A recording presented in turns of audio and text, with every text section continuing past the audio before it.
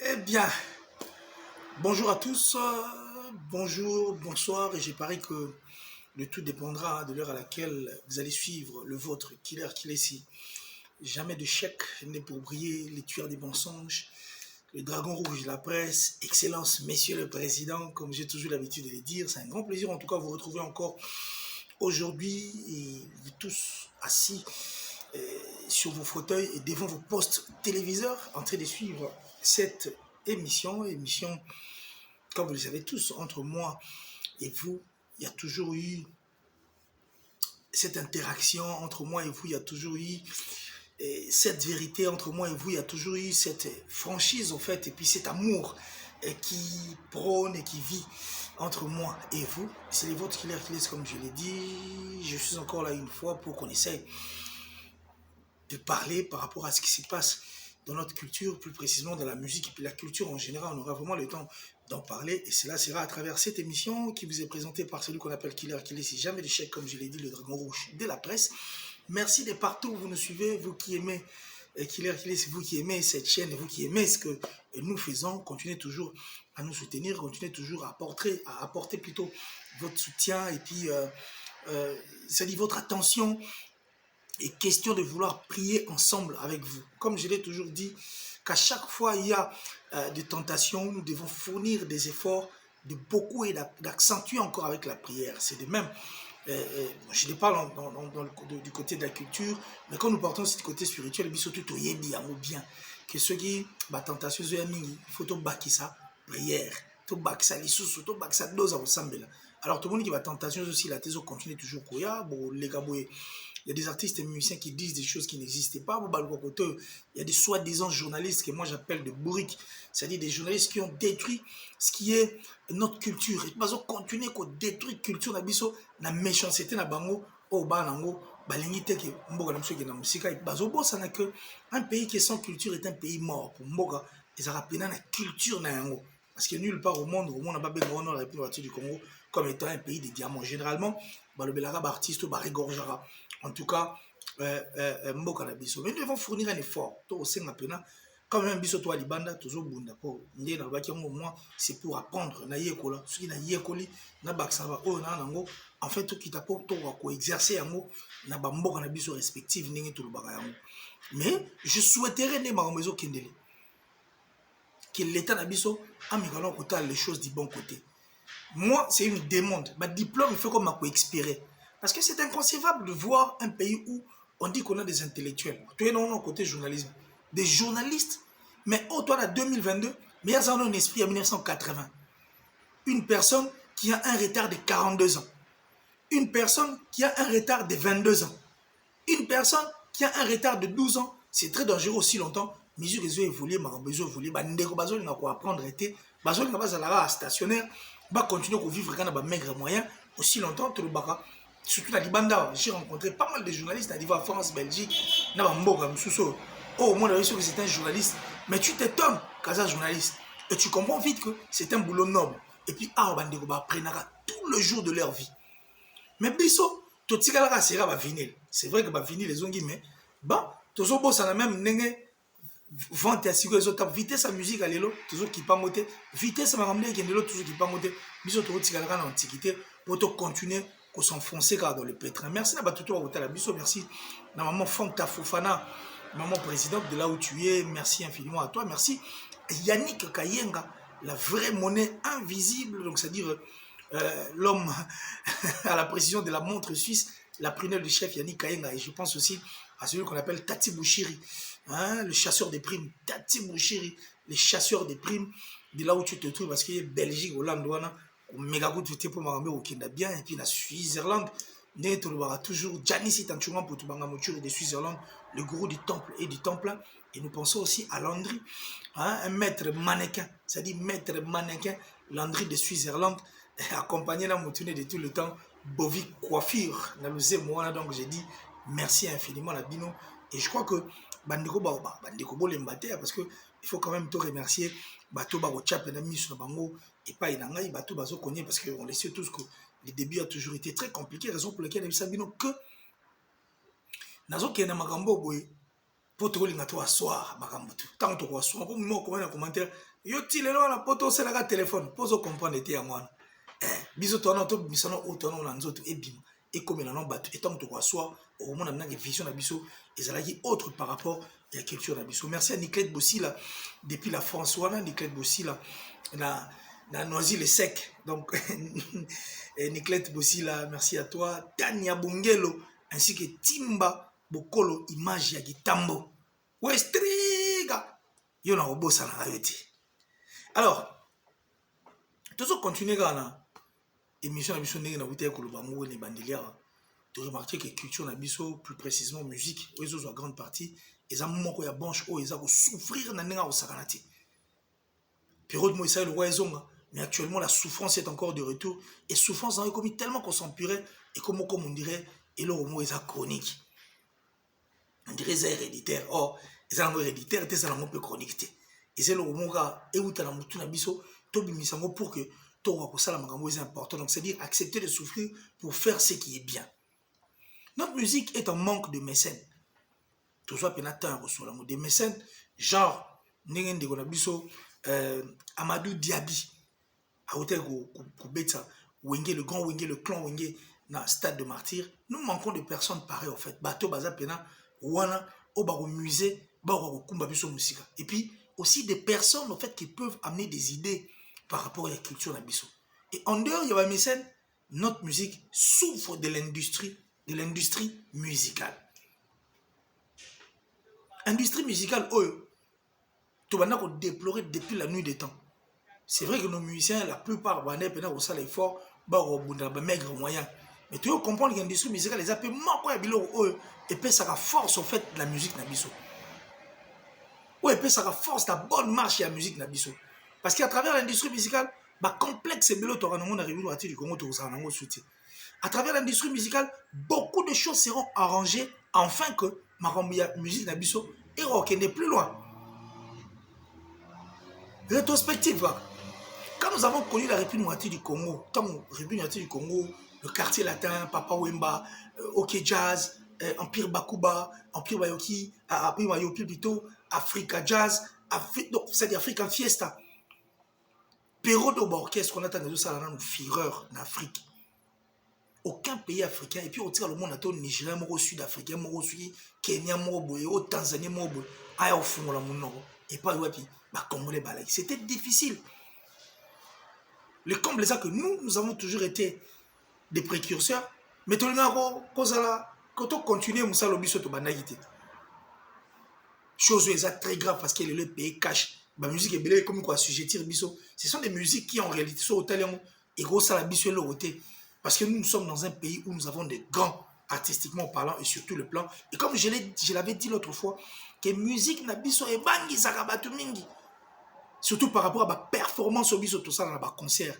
C'est les tours bêta doom, batterie que nous appelons batterie, mbondepai, ma guitare, c'est-à-dire tous ces instruments. Et puis nous avons plusieurs voix liboso bandeko au yemba, ça peut cohérent. C'est-à-dire ma performance on a 2-3 jours tous au bêta. Et au moins de 23h à 6h du matin, ça faisait peur et puis ça continue à faire peur. L'artiste est moins belé. Mais c'est question. Nabamboka plutôt moins belé. Parce que Marabamboka, c'est comme des concerts en fait. Des concerts et Bamboka. Où chaque pays veut gagner le concours. Et la République du Congo, il fait partie. Alors pour gagner, il faut quoi? Il faut regarder les choses du bon côté. Raison pour laquelle l'autre soit pénal temps, il y a aussi l'amour. Je pense que Body Kiro, depuis les États-Unis, ils ont un pénal tranquille. Giga le fiel est un maître, pas comme les autres judoboy. À Otala Bisso, la plus suspecte, la plus discrète d'Atichou, depuis la France. Merci en tout cas à la sponsor officielle de cette grande chaîne Killer qui est ici. Tous ça nous maël parce que je venais à toi, on Otala Maramones au Kenya pour que tout combat en musique. Alors quand je parlais de l'industrie musicale, Naruto peut ça déjà par exemple moi belé eux ça là que industrie musicale peut ça moko biloko ça la défaut na ndule na biso pour que kinda musique. Toujours exemple moro et bandeko na biso ba Nigérians. Les Nigérians ont révolté leur musique. Les Nigérians ont donné un autre punchline en fait, la façon de voir les choses. Parce que ils ont accepté de souffrir, de vivre ensemble. Aujourd'hui, cela a payé cash. Les Américains ont biso tout au yebi, bataba R&B, bani style la musique na bango, ba moni ki ba rappelle trop, ba beti musique na bango trop, ils s'inspirent aujourd'hui un style musical, il y a un Nigérien qui est autre, afrobeat, afro, jeune et tout, ce dont Bandeko Nabiso Nigeria Basali. Nous sommes là parce qu'ils avaient accepté de souffrir. Ils avaient accepté de vouloir emmener loin leur musique. Et ils savaient que Lelo, l'obé Pesa, il y a un souci, il y a Mboka na bango. Contrairement à Marambo, tout le monde a un Mboka na bango, parce que République Moitié du Congo, on dirait, tout quand il a battu Missa. Nous sommes là sur un succès, azo bon manga, il y a un qui balango mbango, on dit Bolas. N'est Bolas, c'est un drôle, les gars, ballon. Ma PC passe, mbango, il y a moi, les cani. Siri Alain Carré, avant comment Alain Carré, non, bah non, il y a Alain passé. Tellement qu'on a succès, azana moi par na moi mukebwe akima na ngomma azo luga bima akeneti omona milibanda. Mais ce n'était pas ça en fait, c'est parce que les Nigériens ont vu. Les Nigériens à travers leur industrie musicale ont d'abord compris, ont d'abord cherché à savoir qu'est-ce que nous devons faire entre nous en fait que tokumba makamna biso musika. Et chose qui a été fait. Dans le Belon Mbalé bien avec Michel Belou, il y a des interviews. Davido dit quand on a ça va featuring nan na mboka na bango. Pour même consolider force afin que de musique. Chose qui était très importante.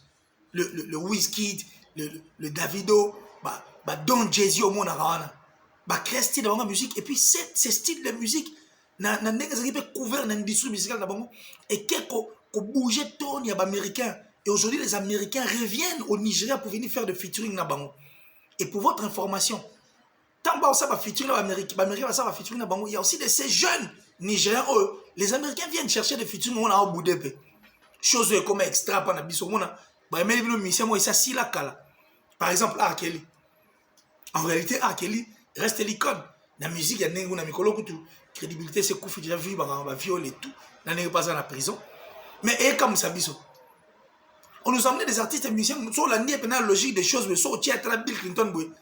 Nanenga makambo azate na ba talent nanenga oyemba banenga obuka nanenga ba puissance nanenga pena makambo azate. Tout ça pourquoi? Parce que l'industrie musicale nous a laissé en fait tout le monde tout tika la tristesse on a biso et ça dit que l'industrie musicale tellement azate biso ba congolais on reste complexe na biso to komi ko banga même na ba artiste oh na kati États-Unis ta musu ba ki para epete ayeba nika na mo contre mo. Mais biso to banga poni pour mutu moi mais biso un américain to asali biso featuring na mundele moko. Toi c'est biso featuring na français moko. Aussi longtemps on a des artistes et musiciens na mboka na biso qui sont internationaux. Mais il y a des rappeurs français qui sont locaux. Il y a beaucoup de rappeurs aussi américains qui sont locaux. Oh, local dans le sens où musique n'est pas en Liban, ça a succès aux États-Unis. Et puis, il y a ça au Liban des États-Unis. C'est comme en France, il y a aussi pas mal d'artistes. On attend pas Inosbi Azate parce qu'Inosbi livre de concerts en dehors d'Afrique. Et puis en dehors en Boranaï. Mais il y a de ceux en France, ça a succès en France. Matika n'a jamais rebêté un concert de Liban d'avance. Tu as exemple en Belgique, tu Hollande. Mais vu que l'industrie musicale est on est maintenant tombé dans la pièce et puis complexe là tu biso to banga biloko to banga te kala minga kate ande bandeko ba ko découvrir moi makambo ebele pour na kozonga na l'industrie musicale to le même en Time Square wana des choses qui ne peuvent jamais faire peur aux Congolais en réalité mais on banga ça biso tout ça pourquoi parce que tout ça y a total makambo na ndenga na biso to limiter tout ça le roi ba Nigérien. La presse nigérienne est une presse qui est derrière leur culture. Une presse qui continue à constituer une force pour la culture na bango. Parce que les Nigériens zamboka na bango. Mais biso par contre, ce n'est pas le cas. On rencontre une presse folle où il y a des journalistes fous, bandeko limbisanga, où il y a des gens n'habitent parce que les commarades yo nengeni yo kuna boni kuna bonjour nengeni album nengeni bongo mutuentel est-ce que on sait pas l'année à jouer ta musique mutu toi 6000 micro babani ko c'est l'investigation te. Moi, j'ai 20 ans de métier. 20 ans de métier, ça dit sans être à jour. Quelqu'un qui ne veut pas être à jour, qui reste encore dans l'antiquité, il y a date, il y a Moyen-Âge. Mais qui se dit journaliste qui vient, à fond, le même la TV, ils ont manqué bateau, ça la fierté, il y a une tout ça pourquoi? Parce que, à Rosomo, miette. Pour exemple, moi, il y a Moutoumoro, mais il est surtout à réduire mon élogoté, pour passer à l'élogoté. Des journalistes qui rendent la tâche difficile. Baby Gamma Kinshasa.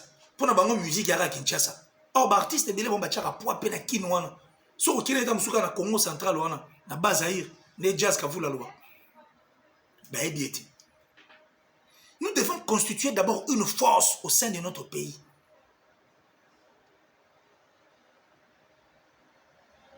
Et c'est de cette force, né au sein de la culture qui est dans la musique, tout vivre en tout cas, bonheur, il y a musique dans biso. Parce que culture dans biso, tout le bango, tout le bango peut s'amener. Mais biso tout le se contredit, tout yebi, place aux musiques et occupe la culture dans biso. Nous perdons beaucoup de talents. Tout ça à cause aussi à des journalistes qui se disent journalistes, mais coopérants, c'est bourriques, tous ces méchants là qui font des choses méchamment. Nous perdons beaucoup de choses à cause d'un bango. Parce qu'ils ne veulent pas apporter leur soutien. Et les artistes et musiciens vont tirer la paix à bongo. Et les musiciens, ceux qui commissaires, à Bossani, à quand on dira à Kominzo, à Zago du thé. Surtout que Lukeka, à Pembeni, à Moutaoutika, la Romona, à Sati. On doit revoir beaucoup de choses musicalement parlant. L'égoïsme surtout qui vit aussi au sein de nos artistes et musiciens.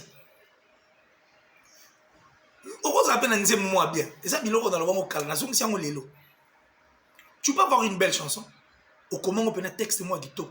Tu as une belle voix. Mais sur le plan en fait, aux athées. Tellement égoïsme les amis. Esprit d'égocentrisme. Tu veux jouer tout un album. Il y a des gens qui sont yomoro.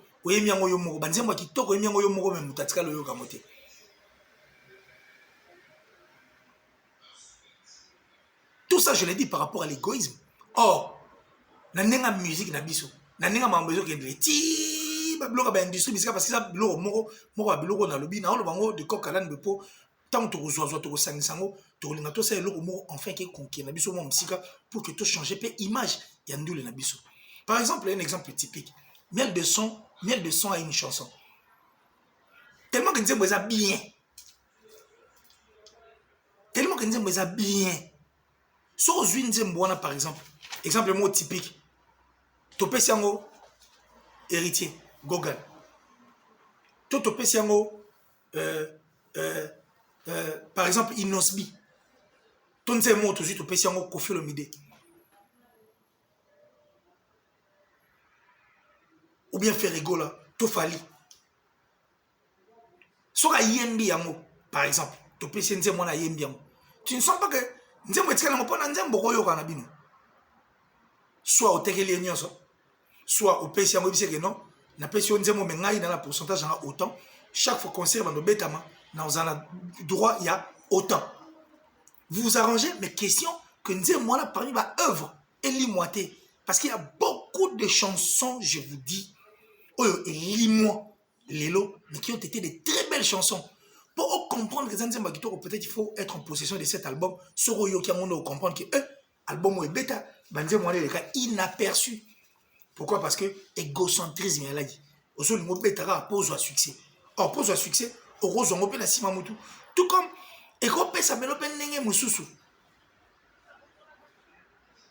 Musique n'abisso est comme on dirait moins stationnaire. Les gens ne veulent plus travailler. Esprit, il y a compétition. Et puis, nos artistes et musiciens, apparemment. Quand je parle de musiciens, on a guitariste, mais bon, chanteur et tout, l'ensemble. Il faut aussi revoir les choses du bon côté, enfin que tout ça, la macambo, c'est important. On a mis sur bateau. Pour nous, les habits sont les cabouétés. Esprit de créativité, ça les souhaiter. Tout le monde qui les premiers, gagner les prix, gagner la salle. Quand on occupe dans 4 les prix, et je vais tout ça, les prix, il y a côté, il y a tout au côté de ma colo. Souci kaka. Il y a succès. Souci kaka, mais pour le comment tu dois faire un grand travail. Pour le comment tu dois être dans temps, il y a aussi genre, il y a papa le Tumba, Lombo Makiadi, Kofi Olomide, de chansons aux assemblables dans 20. Nous avons comme à Kitoko, à chaque fois, ils ont la 20 ans. Ceux qui ont les ont ma casse. Vous ne voulez pas mettre vos têtes dans ce que vous faites. Vous voulez plus être côté commercial. C'est vrai que la musique est un business. Mais business, business, si vous vous arrangez entre vous, et que vous venez comme un pourcentage, par exemple, tu suis le roi, chef Nabiso, volcanique, le chef de la quartier latin. Aujourd'hui, j'ai son guitare, les gens, guitare. Par exemple, l'orchestre agit bien piano, bozuye, abeta, guitare. Moi, mixage, moi, générosité, intelligence, il y a chaque artiste musicien au sein de l'orchestre. Ne pensez-vous pas que Maramouane au a un grand travail? Esprit, il y a compétition. Essayez aussi de libéraliser les artistes musiciens. Parce qu'en orchestre, il y a beaucoup de gens qui viennent sur ma ça. Oh, t'es dans la groupe d'accompagnement, mais tu es orchestre. Ou bien la chef d'orchestre. Parce qu'aujourd'hui, c'est difficile de retrouver les orchestres comme Quartier Latin à l'époque. Oh, bah, artistes musiciens. Oh, tous les artistes musiciens étaient des stars. C'est difficile de retrouver un orchestre comme Maison Mère, comme Viva la Musica, comme BCBG, où il y avait des stars.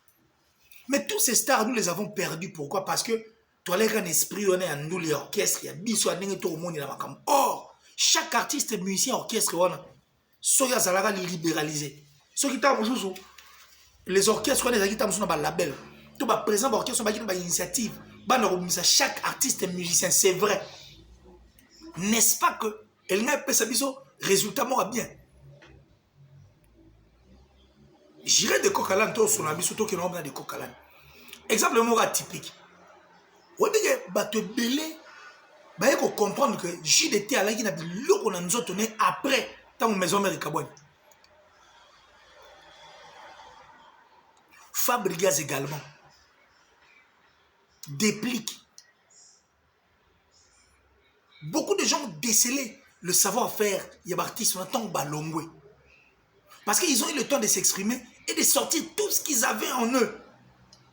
Alors, c'était des choses qui pouvaient aussi se faire respectivement dans l'orchestre.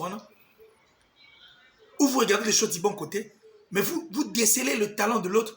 Mais au propulsé, il va revenir, ils ont pas parce que musique, c'est un business. Business, c'est un business au sein de la au sein de l'album Mobimba, aux oranom, on a dit qu'il va revenir au conservatoire, bah, foutra ngai concert dans le kuta, aux oranom pour te que la banzem.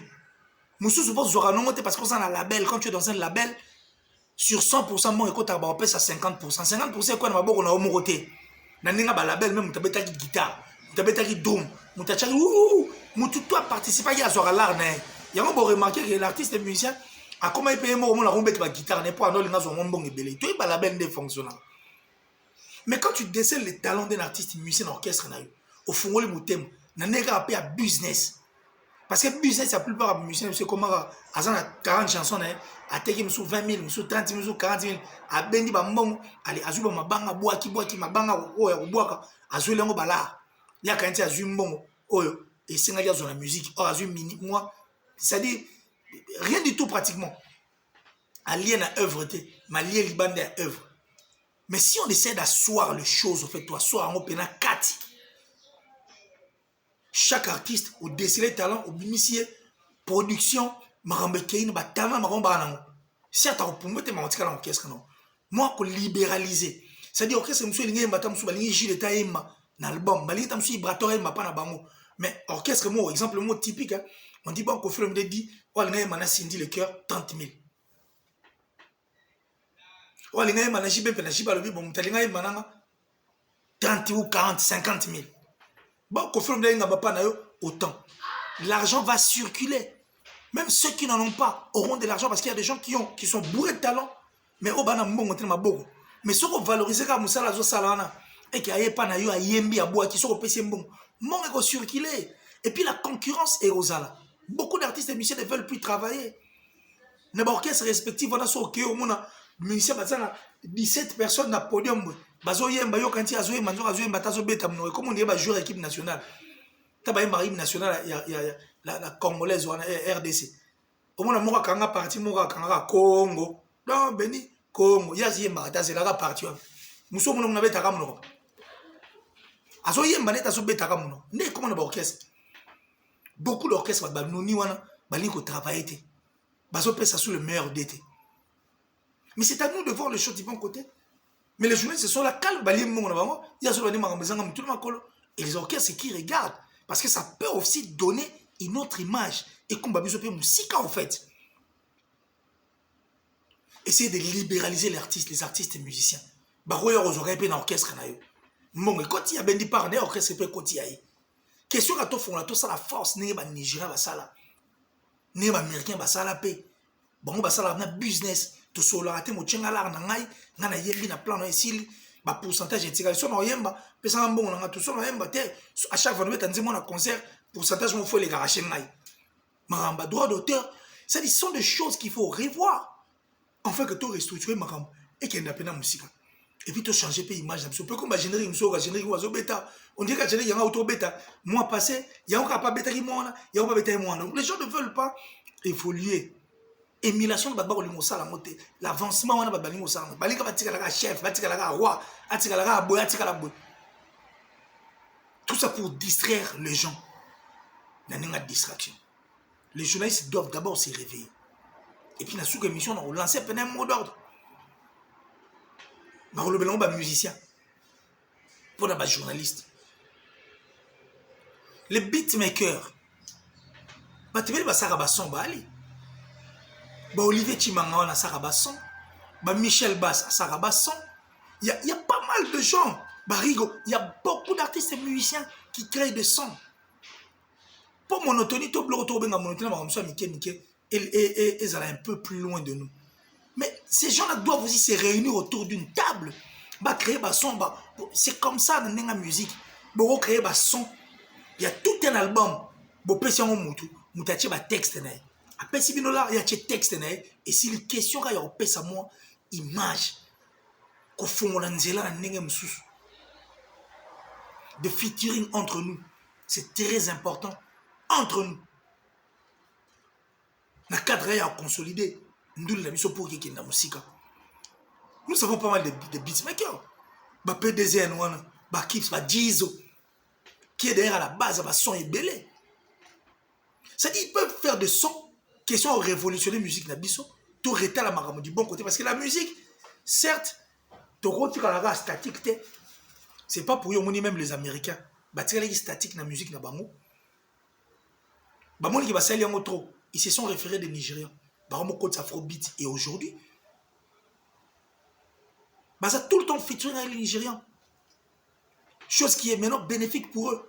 Bénéfique aussi pour les Nigériens. Et puis si on passe nous sous. Tout le monde a passé au token à beat. Donc ça on va monter. Bisous tout ça ils font bien. Ces gens-là livrent de concerts à Minene. Et puis il faut des choses visibles à Miso Bato. Ils atterrent au nom. À stade en Afrique. Le stade attend mon bêta. Le bêta ça la peut plainte. Soldat au le Kuta. Mais ce n'est pas le cas avec eux. Ça la visible, palpable. Et puis on cache. C'est comme ça que ces beatmakers qui essayent de regarder les choses du bon côté. Moussantoko, le préfet, depuis Saint-Brieuc, Moussantoko, ainsi que le patron Bogos, Choua Baba, le patron Bogos, veut Michel, et je pense encore à Jimmy Limbondon Tembe, depuis Saint-Brieuc, mon beau-frère David Loussala, merci infiniment, merci à ma grande soeur chérie, Niclette Sen de Mafouta, parce qu'elle a bien été aux Anabis, et je remercie la top modèle, la plus sexy, la plus belle de sa ville et de son pays, ainsi que Kelly Abouba, de là où tu te trouves, merci infiniment. Moi, je crois que ça Marambo, il faut total amour du bon côté, enfin que Ekumba Biso, Moussika, chose très importante, Emmanuel Kalonji.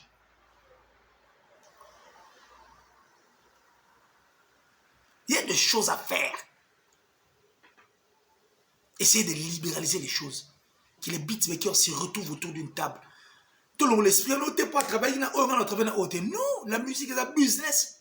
Il y a aussi la cop, il y a aussi la cop. Il y a ça la cop. Soit travailler au yobo, travailler, est-ce qu'il y a au liawat? Il y a pas au baksani dans la musique, non. C'est le business. Au PC mango, il y a PC au makam. PC loco, aux huiles loco. N'est-ce yoga. Connaissez un peu de libéraliser nos esprits. Tout le monde a l'esprit, les journalistes sont coopérants. C'est méchant, moi, clan pour détruire, en fait, désorienter ma bébé. On est songi na artiste. À l'ombre, la coquine journaliste a commis songi. Soga a balio tonga. Pour bien que na suga aux moins loco. Nous sommes comme ça, on sentiment. Nous on a connu des gens. Il est intelligent. L'intelligence en tout le monde en soutien. Tout ça pour faire plaisir à un individu. On ne peut pas être. Nous allons avancer. Et on statique. Or, on a des choses à faire. Des choses à faire. La musique doit être libéralisée. Et puis, nous devons faire ce travail comme il se doit. Et ça, la biso bien. Si le Scrum est encore là, Bill Clinton est encore là. Nous devons comprendre où est-ce qu'il est. Brigade Sarabati. Il fallait profiter de l'occasion de continuer à parce que ça, ce sont déjà level. C'est pourquoi je suis en train de demander aussi à Maître Gims et Mohombi. Mohombi, je ne sais même pas où en sommes-nous avec cette histoire. Il y a Muska. Muska, on a habité tout ça, ce que Wapi. Dans Muska, et ça, ils ont fongo la banzilla. Ils ont payé ça accès à Batutu. Ces gens-là doivent venir parce que Gims, je l'ai suivi, qui avait dit qu'il y avait des projets. Mais il faut venir avec tes projets, soutenir les artistes et musiciens, c'est donner une force au fait, enfin, que toi qui es musique. Au lieu de dire que tu as précurseur, après tu l'as dit à Makambouté. Biso Zongasim, groupe Salongo, Biso doit théâtre, Banijara Bazoa, Biso Zongasim. Nous, on est fait que tout l'axarabat, Biso Mamba Colombe pour l'axabat, Tozongasim. Pour les Sud-Africains, venez apprendre de chez nous, les lots, comment qui a Afrique du Sud, aura sur le Roni. Biso toi la on a pour tout l'axe. Mais toi la raté pour tout achever, tout continuer, tout ça. Mais pour continuer ça, on a beaucoup de talents. Le Congo est bourré de talents. La richesse au boyo kakawana ndenga lobaka. Et ça va sonner va sous mais les humains, vous avez des voix qui ne mourront jamais. Vous avez des gens artistiquement parlant qui sont forts. On a des génies, des gens qui pensent autrement. J'en appelle à Maître Gims Mohombi. Ne babandaki maramba ya muska wana Mohombi. Ne pas faut studio ya. Ne pas il faut forcer. Ne pas il faut tout se soutenir. Connaissez un peu de libéraliser notre musique. Que cette industrie musicale est rouya pour que tout qui ne musique. N'enga ba championnat boy. N'enga ba talent pour na autour le bango des bandits que l'Afrique a peur de nous. Elle a peur de la rue de voiture du Congo parce que biso tout ça ma performance ya faux. Il y a fort mon amour n'enga même CD. Et ça n'enga yem batté na concert à bien sous bien qu'on les n'enga même CD. On a des exemples. Ferrego là par exemple. Quand il te chante mais bizarre au raté des beasts l'homme animal. Quand Ibrator chante, quand Déplique chante, quand Olivera chante, Olivier. Quand Blaise Boula chante, des voix, Emilia, les mandats chantent. C'est-à-dire tous ces artistes musiciens qui chantent bien. David va au télématin. Pour David, il va live, il va zéro. Moi, c'est la rototine, les l'autotune fort. Alors, à force, on a l'autotine. Et comme la concert normal, on a un mbaté. Alinga yemba bouya, à Kokis, on a un organe bini. Games, Mohombi. Moi, je crois qu'il est temps de pouvoir faire ce qui est important pour que tu perdes le talent tout autour dans la montée. La musique, il faut qu'il y ait de la musique, vraiment. J'ai déjà parlé de l'indépendance des musiciens. J'ai parlé de l'égocentrisme, l'égoïsme. Osa Nanze Mona bien. Luka Mouta Yembilayo. C'est soutenir aussi entre nous. So, Monipe, Moutouma Betek album. Album Metam sur Kante, mais la Banzembo, Nanze Mora Malongela. Mais on peut reproduire un mot. La chanson de Whitney Houston. Always, je crois. Mon âme t'aille, mon ming ming. Cette chanson a été chantée avant elle. Maintenant, il y a un salaire à succès. Maintenant, il y a un zongi si on sous. Et ça, les succès, ça, les cas, honneur, il y a un mot dans. Et puis, moi, je suis remercier pour la dire que tu as bien fait pour faire révéler Nzembo dans mon moment. Mais on peut le faire, nous aussi. Une chanson tant sur la coste à Emara. Pour la coste, c'est pas bien dans l'album, mais est-ce que. Et au Ranate. Kofi peut prendre une chanson de la coste à Emara. Ferrego peut aussi prendre, Héritier peut prendre. C'est des questions car il y a un orchestre et tout ça, un devoir de tous les artistes musiciens. Question de vouloir se donner ce coup de pouce afin que toi qui es musique. Parce qu'on a déjà commencé par chasser cette peste qui veut tuer notre musique. Jeunesse à musique, tu te découvres déjà. Est-ce que tu as un peu de musique dans le monde? La cadre, il y a sa force.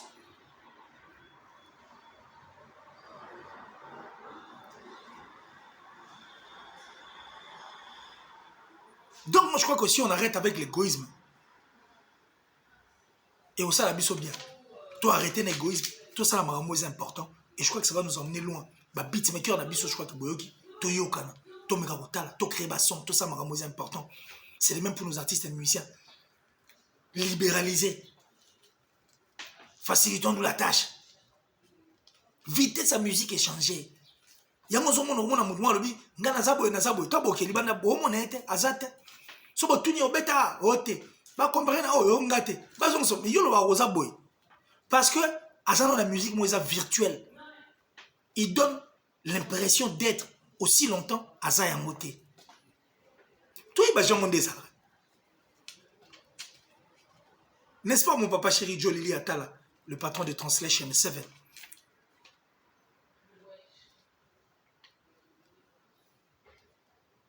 Moi, je crois que Maramba Osala, Eza Ebele, la musique, il faut ouvrir le champ et regarder les choses de bon côté. Et je crois que dorénavant, on va nous sur la câble. Alors, je crois que nous passons à notre deuxième partie. Deuxième partie, Nabiso, où j'ai eu à suivre Félix Oisé, quoi. Une sortie médiatique, mais en train d'encourager notre frère Fally Ipupa pour son concert. Chose qui est tout à fait normale.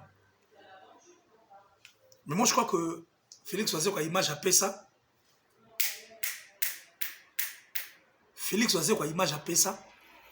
c'est une image en fait autre. L'artiste émission te respectera.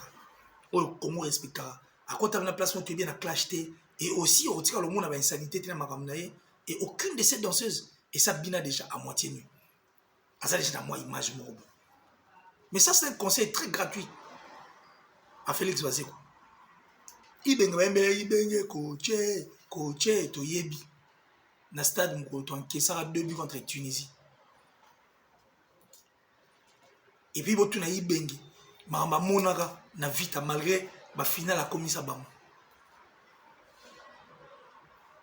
Sur sa place à respect, il faut toujours rester là où tu étais. Pour être respecté. Au lieu d'entrer dans le kuta, au bas journaliste, on a créé, c'est-à-dire coopérer dans le monde pour mentir dans le monde existant. Et puis où existera. Si les autres posent la question, on a la réponse. La question tout opposée sur les artistes. Aucune fois tu as la réponse.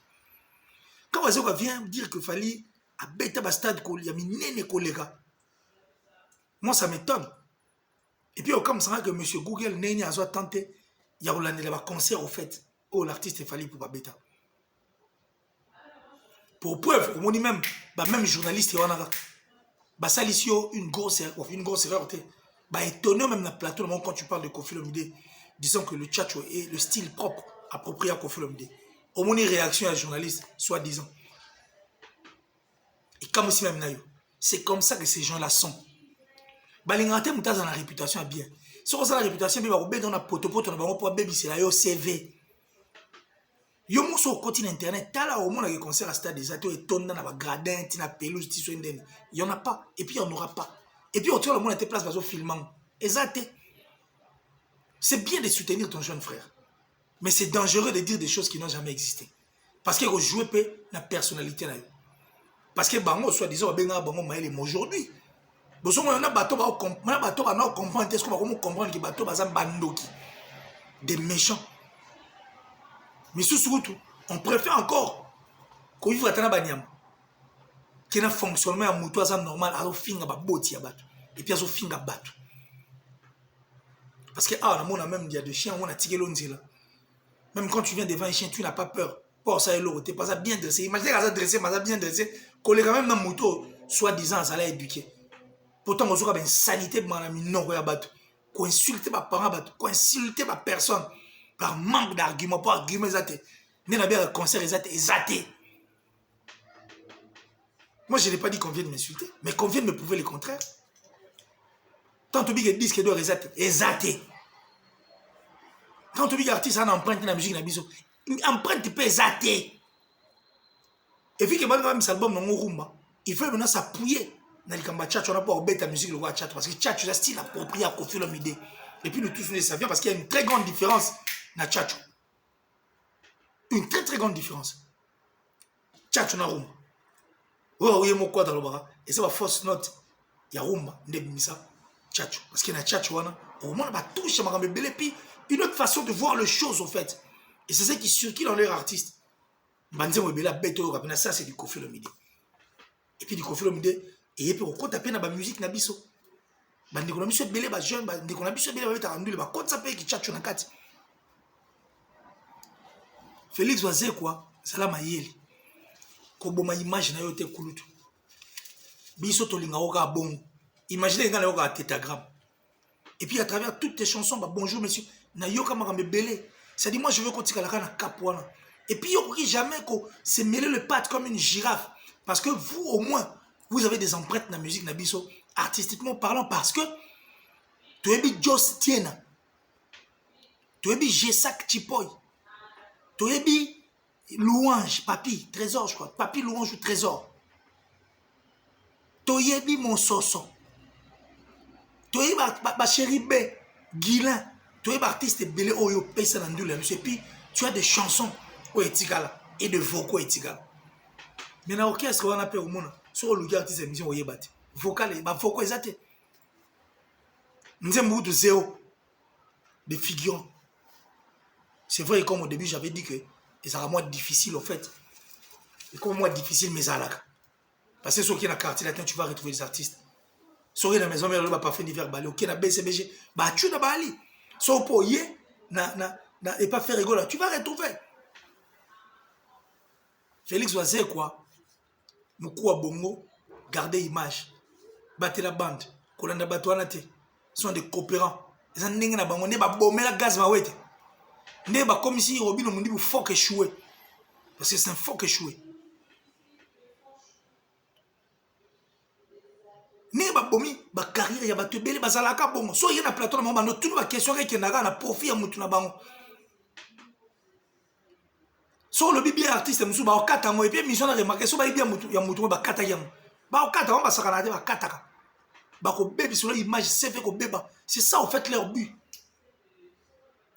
La coopérant.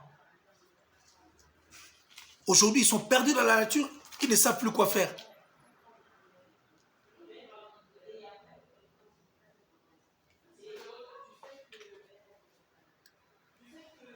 Moukoua Bongo Félix Oise quoi. Je crois que le message n'en est commis. Quand on a maman virtualité les guitons. Si on continue à faire preuve, tu peux avoir vu, on a chiffres. Ce sont des choses virtuelles. C'est là YouTube. YouTube, tu as dit qu'il représente la vie artiste. En dehors, il y a promotion. Surtout en termes d'argent, c'est à 2%. YouTube, c'est là où on fait la TV, on a là. On a fait là. On a fait là. Et ça rapport à la promotion de TV là. Balinga au chablo on a YouTube Premium. Tu peux dire que tu as son basate. Même quand il parle de plateformes, quand on a la plateforme au Spotify. Spotify one ba monnaie la Spotify comme que Spotify boson gabe et comment dire virus mo congolais c'est à dire ba journaliste ba chiffre ba tani ba chiffre ba tani ba tanga ba chiffre ngote parce que la seule personne ba habilité ya relever la chiffre qui ba kotaki autant na bon c'est seul le label en dehors le label yo ba moneni mais biso quand même to bine ba calculer ba monnaie la makambo. On est à Spotify, c'est tellement belle. Bah Deezerali, bah Google Play, bah SoundCloud, je crois. Il y en a plein. Bah on va comme ça à Spotify à une unité de mesure. Tout ça a 10 milliards de vues qui n'apportent absolument rien. Rien du tout parce que bah vue à fruits et zali. D'abord Spotify il faut en fonction de la région. Par rapport à la région, dans la place, dans l'endroit. La région est dans le bas. Côté monsieur Foutara Chia, côté monsieur Foutara Nassé. Mais bon, bah lula bah stream au félé, Félix Oise quoi yo kanga na zo bisa nga na yebi. Bah lula bah stream au félé. Ce sont des gens qui ne s'abonnent même pas. Bah kotara kotika. Acha bah Spotify au félé. Et puis bah Spotify au félé on a. Et bah ça rappelle bah stream ga au félé. Sur bah Spotify au fait le moment baksara pour être compté bon à une seule condition il faut avoir AdSense et les kawana mais ça va sense bah mon ami donc ça dit il faut pas kangi ça mingi ndo monde ba koma raté na seuil et puis ndo monde ba soara bilo bamba lo bakana te parce que balingi ofele mingi ça veut dire on va monter na vandi boy ala mon n'est pas avant na kiti tu as 15 millions de streams oui 15 millions de streams mais 15 millions de streams peut te faire une chanson 15 millions mais ça te fait une chanson 15 millions mais ça te fait une chanson mais nous sommes à 1 million et c'est l'enze mort. Et puis il y a de ceux oh bah c'est fier là-bas bah stream moi la tête ils font vraiment la vente il y a l'album nani bango ba lobela album te ba lobela vente album te ils ne sont là que parler de stream je laisse mbali ko sa investigation te asa muto kala atikala kala alukaka te do ya fanika ba yebisi ya tina lito ya comment dire perroquet mo beso yebisi ya lobby. Arrêtez de mentir les gens et puis arrêtez de mettre les gens à faire perdre Batouboy. Tout ça pourquoi? Parce que la caméra est habilitée à Moututo. Moututo, comme il a reposé des questions dans la recherche, investigation, détourner l'attention des gens comme ça gratuitement. Il y a besoin d'un intéressant. Quoi. 15 millions de streams. Dans le bas, on a même des disques, je crois que dans les États-Unis, on va se référer à même YouTube Premium. Parce que là, au moins, c'est de l'argent qui sort. Les gens viennent vraiment pour acheter. N'est-ce pas? Il faut... Oh. N'est pas stream. N'a le coup de paix à stream. Au moins, vous avez 1 milliard pour quitter la bouille. 1 milliard 900 millions. Il y a au fêlé. Et le reste, il y en a. Et quand c'est mon bon, moi, je suis Google Ads. Quand c'est mon sens. Et puis, tu as quelqu'un qui s'est organisé pour moi. Mais à la télé, vous venez. Mais on va vu ici, tu as déjà fait un angle. Bon, continue à pour nani. Et si tu as fait un angle, il ne se fait ça béton, bah, n'engé tout. Tu le bel angle, peut n'engé ça. Il y a au yibezali, il y a au sombeza, il y a au fele pesa. Arrêtez de nous distraire. Arrêtez de taire la musique, la forme. Boire au bête la musique. Venez aider la culture qui est musique. Et comment Spotify est auditeur. Oh. Mais ce n'est pas dans toutes les plateformes où il y a des auditeurs. Si vous avez une place auditeur, c'est une plateforme sous soi. Et c'est une plateforme. Quand on a le raté, quand on a côté mon pandi, on a apprenez. Il faut faire l'investigation avant de venir. Il faut toujours faire l'investigation. Chose qui est très importante.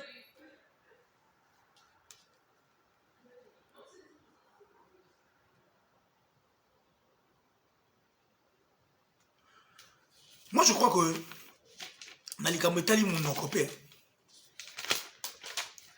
la langue, elle est importante dans la musique. Et puis, surtout, sont tous ces volets face to le côté anglophone est à côté, mais très, très, très fort. Et ça rappelle bien. La cadre andoulé. Style, moi, Niger va m'appeler dans mon quand ça rappelle moi anglais.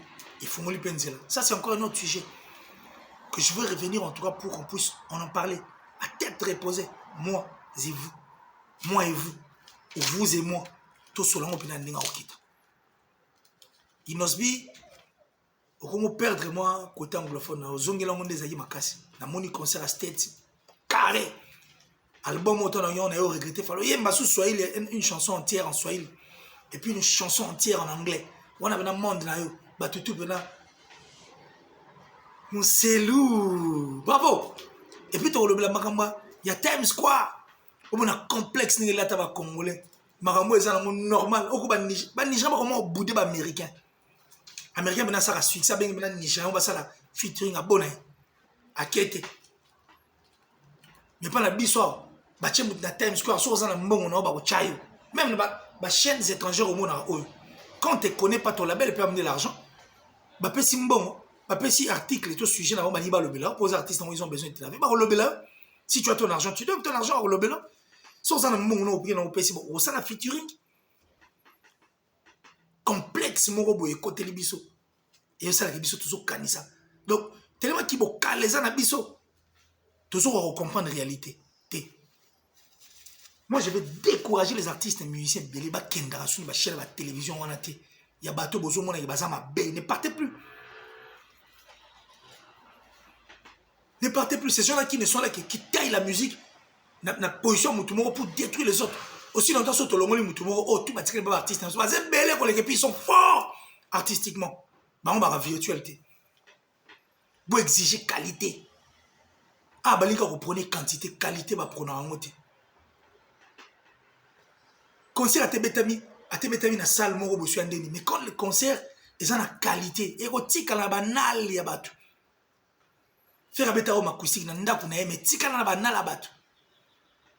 Et il a pas mal d'acoustique à BKP. Bah salle pe à gare, mais tika na banal ya batu parce qu'il y a une qualité. C'est le même pour Kofilomde, c'est le même pour Ouera, pour JB. Bon, pourquoi tu vas t'exprimer on dirait quantité des importants. Importante. Tant que tout n'a pas mis ça va concert, zéro concert. Concert banal. Tout ça pourquoi? Parce que vous adorez la quantité. Vous n'aimez pas la qualité. Alors les artistes et musiciens, je vous décourage d'aller à un plateau à coopérants. Les coopérants, dans un plateau, ancré l'esprit mabé, ils vous attendent sur leur plateau pour vous désorienter. Il y a un album, au sein de l'album sur les marchés, tu viens sur son plateau, tu viens pour parler de Makam Nayo, il te pose 2 questions te concernant et les 68 autres questions, tout le monde artiste na bango. Et puis tout le monde aussi longtemps toi tu es venu pour ta promotion. Moi je vous décourage. Son monika plateau n'est en anti-valeur aucun-été. Plateau n'est en coopérant aucun-été. Tika ene ngona total la sikoyo, so ya osala musala ndeni. Ba plateau ma bé. Ya ma bé ba plateau. À tous, on a 450 000 abonnés, 1 million d'abonnés. Mais c'est la qualité qui compte parce que la qualité vend. Les artistes et musiciens se vendent même par leurs interviews. Les artistes et musiciens, les karaté, mais ça, kilo pour les ramener chaque jour na TV. Parce qu'il y a la place aux qualités. Le plateau qui toque, il y a mieux de poser ma question concernant yo. Peut-être on peut nager dans ma question, monsieur Zaralibana, mais au senti que vous avez un grand esprit, ma bête. Tout n'a pas juste ma bête, il y a bien mon né oisé au autocuta on a plateau. Vous avez bien, oiseau qui maîtrise aussi cette musique. Yo musique on maîtrise en place. 20 ans de métier mais sans être à jour. Les grands qui connaissent la musique, qui reconnaissent le tchatcho entre les mains de Koffi Olomide. Mais tellement comme ça, ancré l'esprit ma bête.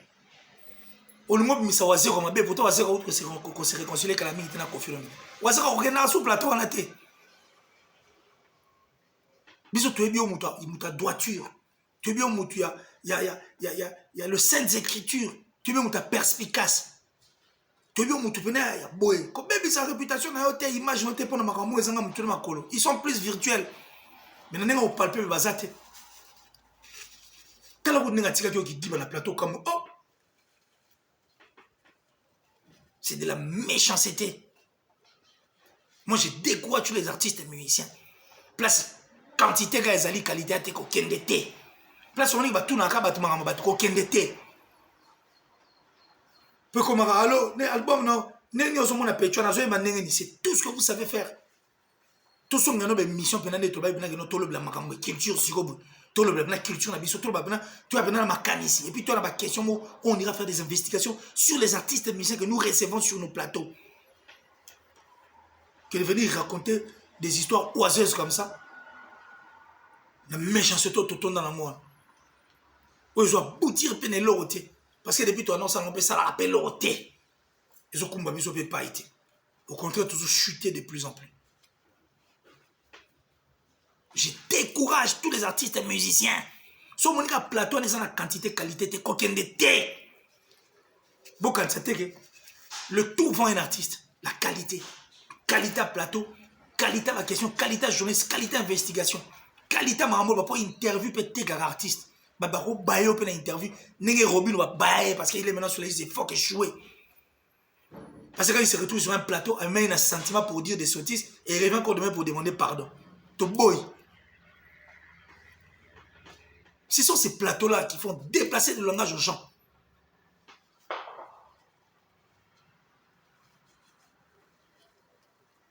On dit non, je décourage tous les artistes et musiciens. Regardez côté ils ont la qualité.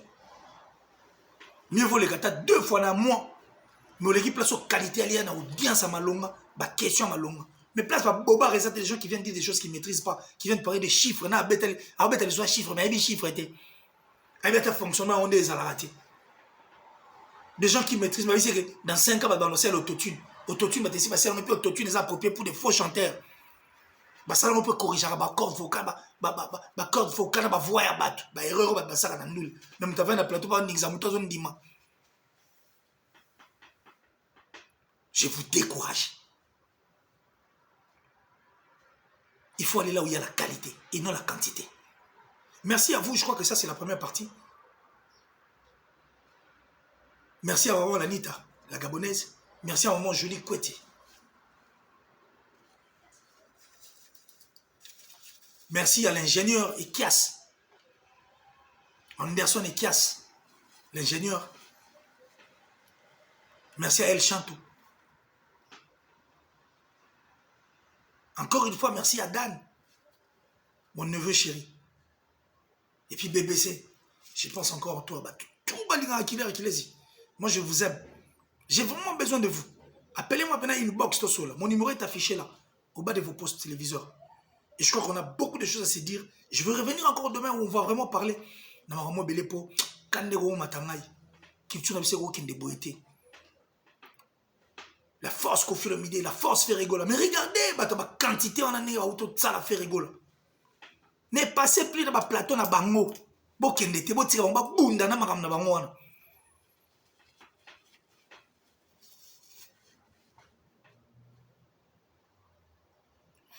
La sorcellerie n'est pas un travail d'équipe si tu es sorcier, rester sorcier seul. Il ne faut jamais traverser des océans pour une personne qui sera incapable de sauter des flaques d'eau pour toi. Anseluzo le fondé.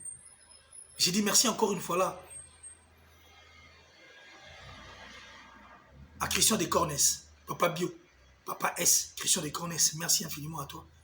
Merci à Batutu, à l'Inakiller qui est ici. Mister Poutine, c'est Léo Scram. Batutu en tout cas. Et puis j'ai dit bienvenue. Parce qu'il est parmi nous, à faire rigoler. Le padre Motoyambo, Nelson Mandela, comme je l'ai toujours dit, the beast, l'homme animal sur scène. Je décourage encore pour une dernière fois les artistes et musiciens. Ne partez pas dans le plateau, la quantité, bien coopérant. Ok, n'arrêtez. Ils ont même sa image dans le c'est quoi? Il faut voir les choses du bon côté. Ils ont apporté un respect. Et je crois que Boyoki, c'était le vôtre killer qui laisse jamais de chèque, né pour brouiller les tueurs de mensonges. Le dragon rouge de la presse. Excellence, messieurs. Le président. Brandon Foucault. Merci à toi. Merci à moi, Moros, Blandon Orlando. Et je pense à Mbikaï, Eddie Mbikaï. Heureux anniversaire à toi. Bien de bonnes choses en tout cas. Et puis Rémi Sani. Et je crois que Mambo Lobeza peine belé. Mais tout le monde a pena. Lobby, na numéro. D'ici là, portez-vous bien. Bye.